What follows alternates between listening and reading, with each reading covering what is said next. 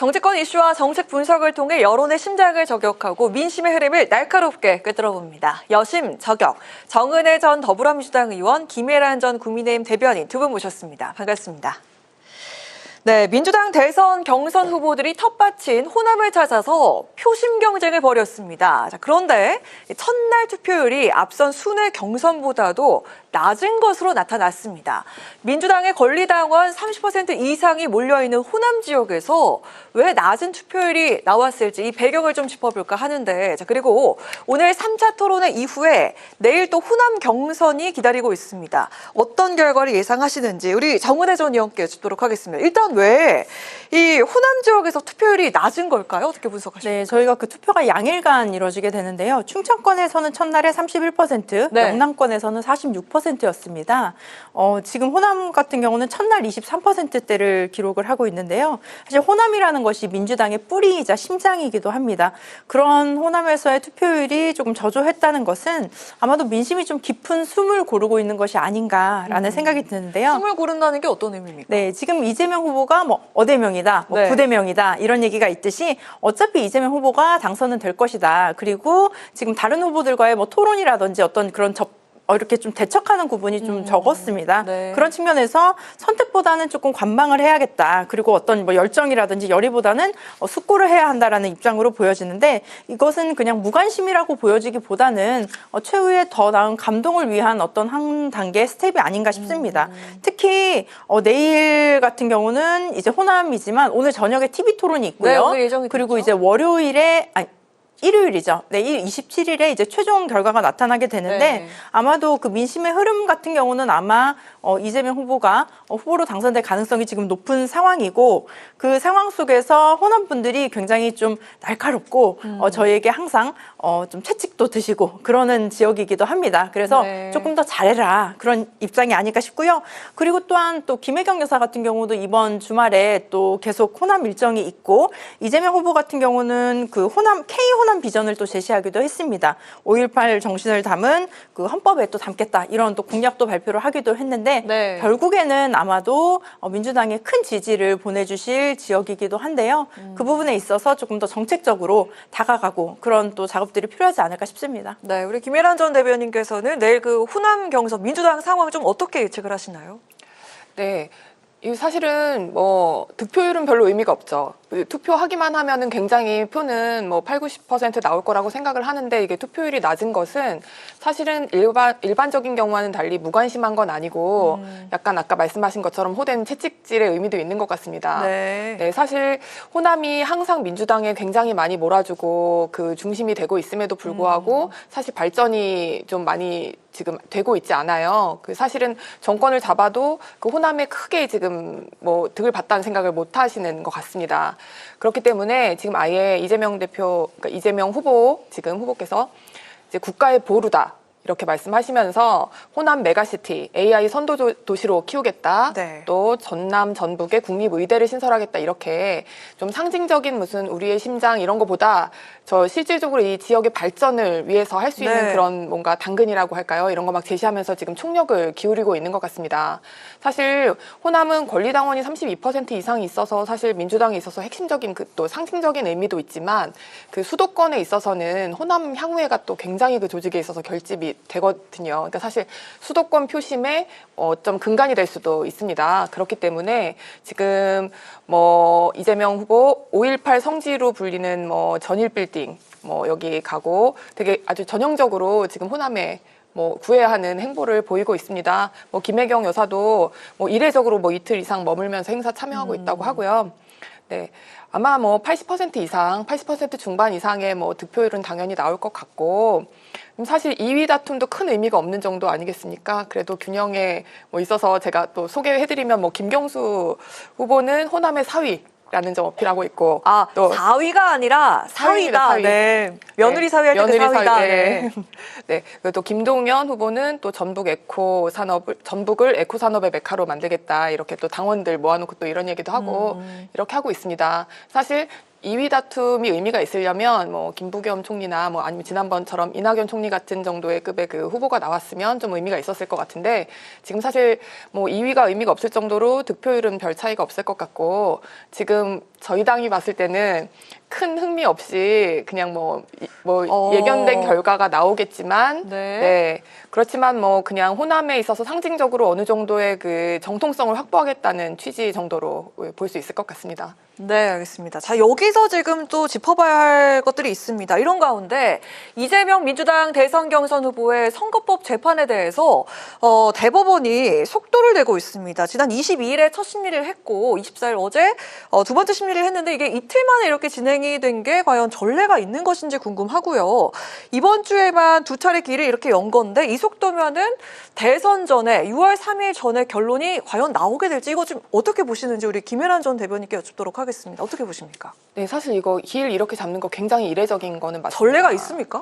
뭐 제가 그걸 뭐 구체적으로 다 알아보지는 못했지만 네네. 제가 이제 그래도 법조인으로서의 그게 한 20년 정도 되는데 한 번도 못 본 것 같아요. 이렇게 보통은 어떻게 하냐면 이 소부에 보냈다가 이게 뭐 판례를 변경해야 된다든지 아니면 뭐 이게 진짜 재판관들 사이에서 굉장히 논란이 있어서 뭔가 의견을 바꿔야 되는 그런 정도에 있을 때 전원 합의체로 회부하는 경우에도 시일이 훨씬 더 오래 걸립니다. 뭐 몇 번 이야기해보고 쟁점이 뭐 정리가 되면 또 그 다음에 전원 합의체로 넘기고 이런 몇 달의 과정이 있는 게 정상이에요.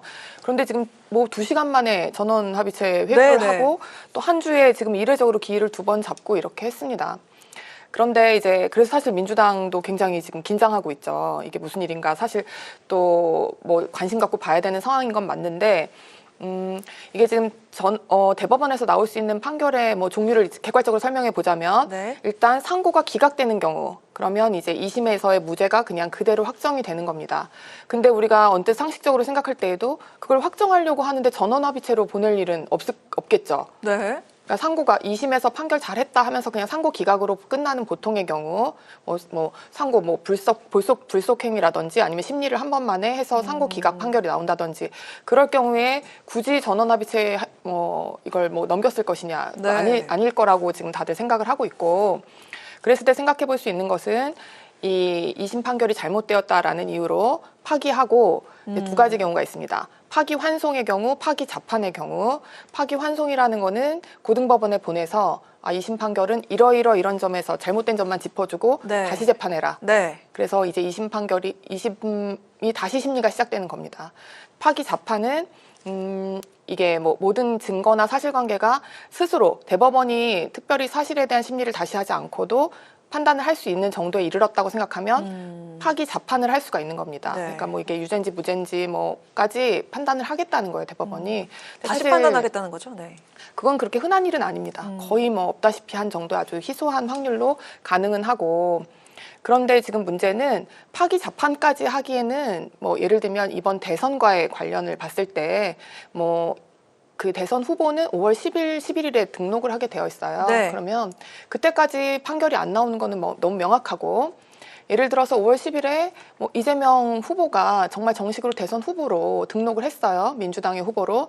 근데 만약에 그런 뭐 파기 자판을 해서 우리나라의 민주당의 그 대선 후보를 뭐 갑자기 그때 가서 피선거권을 박탈하면 그 민주당의 경우에는 지금 후보가 없어지지 않습니까? 이번 그러니까 그런 무리한 걸 할 수 있을까 과연 그 후보 등록 이후에 그걸 생각해 보면 사실 그것도 언뜻 생각하기에 뭐 상식적으로 좀 이해가 안 가기 때문에 만약에 파기 환송을 하게 되면 어떤 일이 벌어지냐면 2심으로 다시 가서 다시 2심이 심리를 하고 판단을 할 때까지 보통 6개월에서 1년 정도가 걸리게 되는 겁니다.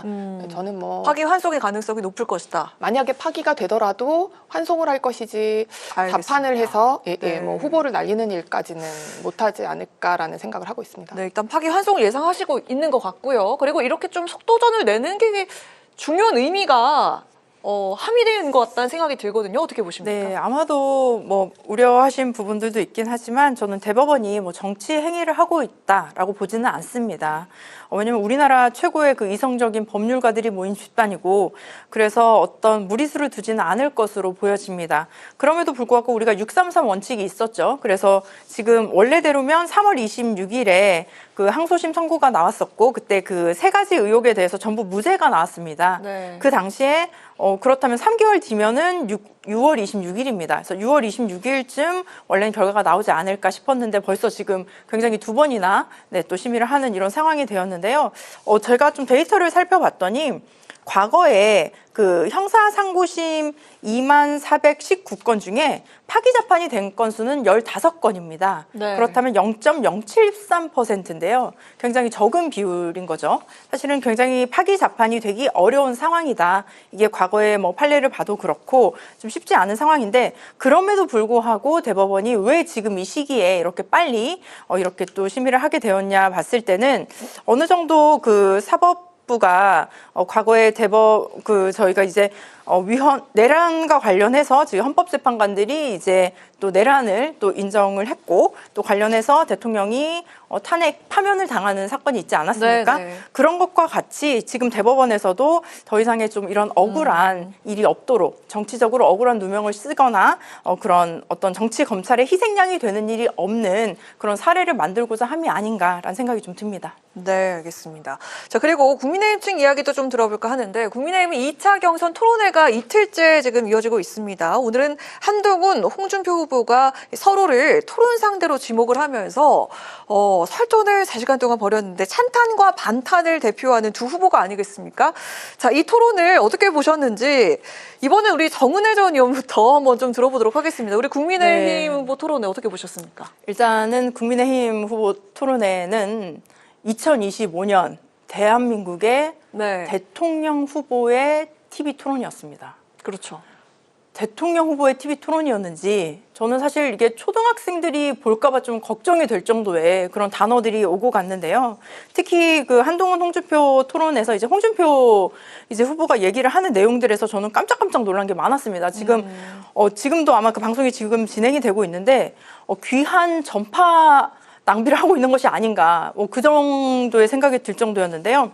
특히 깐죽거리다라는 단어가 굉장히 많이 나왔습니다. 네. 한동훈 후보를 향해 깐죽거린다. 그러면서 쓸데없는 소리를 밉상스럽게 한다. 뭐 네. 이런 표현을 굉장히 자주 쓰셨고요.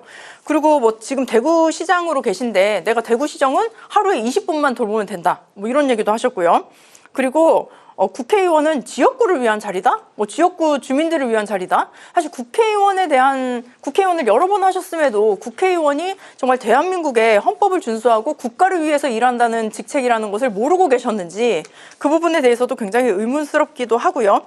그리고 특히 저는 가장 깜짝 놀란 게 당원들을 향해서 뭐 정신 나간 사람들이다. 뭐 이런 표현까지 방송에서 쓰셨더라고요. 네. 저는 이 부분은 홍준표 후보라는 그 개인으로서 그다음에 과거에 오랜 시간 정치를 했던 정당인으로서도 너무 옳지 않은 행동이었고 아마 오늘 했던 말씀 중에는 공개적으로 사과해야 할 발언들도 저는 많이 있다고 보여집니다. 네, 아직 끝나진 않았지만 더 있을 것이다. 네, 국민과 당원과 그리고 저는 한동훈 후보에게도 개인적으로도 좀 인신공격 같은 지난 토론에서도 마찬가지였죠. 뭐 외모라든지 뭐 키 관련해서도 또 얘기를 네. 하셨고 그런 것들은 요즘 굉장히 위험한 발언이거든요. 그런 거를 방송에서 나와서 한다?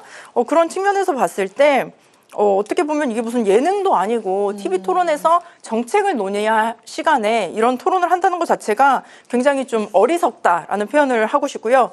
김대중 대통령이 과거에 이런 얘기를 하셨습니다. 말은 사람의 인격이다. 근데 오늘 저는 그 인격이 너무나 많이 드러났고 그 말을 다루는 기술, 정말 예술적인 경지에 올라야 하는 정치인이라는 직업 네. 자체에 어울리지 않는 행동이었다라고 말하고 싶습니다. 이 정책적인 대화, 알맹이는 빠져있고 거센 표현들, 감정적인 표현들만 난무했다 이렇게 평가해 주셨는데요. 우리 김혜란 전 대변인께서 어떻게 보셨습니까? 네, 정말 부끄러웠습니다. 아, 네. 이게 우리 당의 이 지금 대선 후보를 뽑는 이 토론회가 이렇게 되면 안 되죠. 우리 보수의 품격 뭐 이런 이야기 도저히 얘기를 꺼낼 수도 없을 만큼 사실 창피한데 아마 이 토론회 룰을 정할 때 상대방에 대한 이런 인신공격, 네. 그런 모독 이런 것들에 대해서 룰이 없는 것은 아마 애초에 그 토론회 룰을 정할 때 이런 일이 발생할 것을 차마 예상도 못했기 때문일 거라고 생각합니다. 이제는 아예 처음에 이제 후보들 다 모아놓고 방송국에서 할 때 다 설명도 하고 룰에 대해서도 다 합의하는 과정이 있지 않습니까? 토론회는 굉장히 엄격하고 선관위에서도 또 이렇게 관여를 하고 하는데 그때부터 아예 상대방에 대한 인신공격성 이런 발언을 하거나 이러면 제재를 하든지 아니면 발언권을 제한하든지 뭐 시간을 줄이든지 이런 식의 뭐 룰을 만들어야 될 정도라고 생각합니다. 네. 네. 그리고 지금 또 어떤 본인의 정책이나 이런 것에 대해서 이야기하고 본인이 곤란하기 어려운 질문, 뭐 대답하기 힘든 질문 이런 거 할 때 버럭버럭 화를 내거나 그런 건 사실은 보고 있는 시청자라든지 아니면 이 당원 투표를 하기 위해서 TV 앞에 모여서 지금 우리 당에 어떤 후보를 뽑아야 될지를 지금 고민하고 있는 당원들에 대한 모독이라고 생각합니다. 네. 네. 또 한동훈, 홍준표 후보가 각각 서로를 또 지목했기 때문에 더욱더 좀 집중이 되고 있는 그런 분위기였는데 네, 사실 이번 네. 토론의 백미죠. 그렇죠. 예, 지금 서로 1시간 반씩 주도권 토론을 하게 되어 있고 이번 대권 후보를 뽑고자 하는 우리 당원들은 지금 다 거의 대부분이 지금 이걸 다 보고 있을 겁니다. 네. 정말 부끄럽기 짝이 없는 일이 지금 벌어졌다고 생각하고 있습니다. 지금 양당에서 다 이렇게 좀 아쉽다라는 그런 평이 지금 나온 상황이고요. 그런데 그 와중에 국민의힘은 경선이 진행될수록 빅텐트로 목소리가 커지고 있습니다.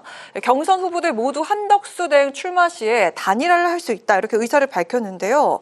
여전히 그 한대행 측에서는 출마설에 침묵을 하면서 광복 행보를 이어가고 있습니다. 정치권 일각의 전망처럼 4월 말에서 5월 초에는 어떤 좀 입을 뗄 것이다 이렇게 전망하고 있는데 우리 한덕수 대행이 어떻게 좀 앞으로 나갈지 예측을 좀 해본다면요?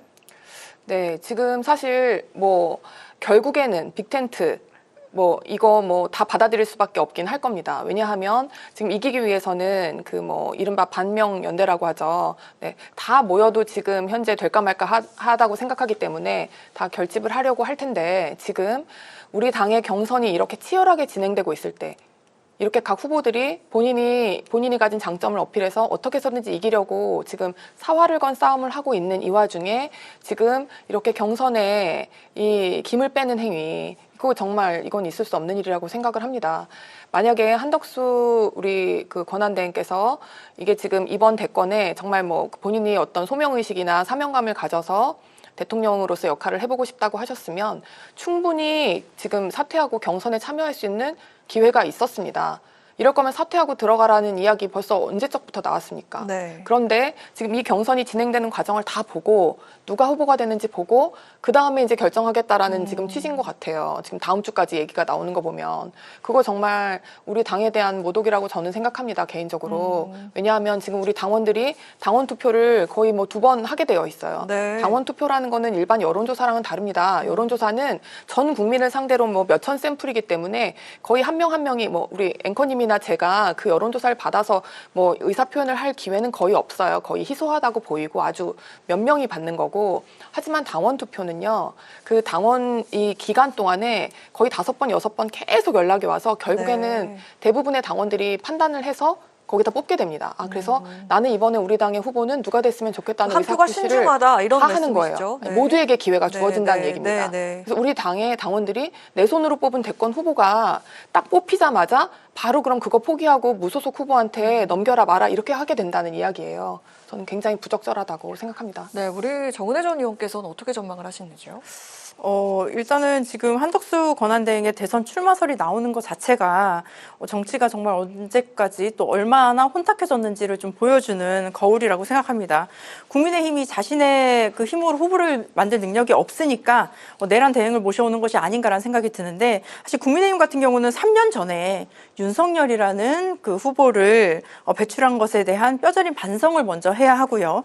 이제라도 정신 차리고 사실은 한덕수 후보를 뭐 그쪽에서는 모셔온다라고 하겠지만 같이 하는 거는 저는 쉽진 않다라고 생각을 듭니다. 지금 한덕수 권한대행이 해야 할 것은 선거 운동이 아닌데 본인은 뭐 관세 협상한다고 지금 뭐 계속 어떻게 보면 차기 정부가 해야 할 일들을 막 먼저 앞서서 좀 과욕을 부리는 것 같고요. 막 관권 선거가 아닌가 싶을 정도의 그런 행동을 보이고 있습니다.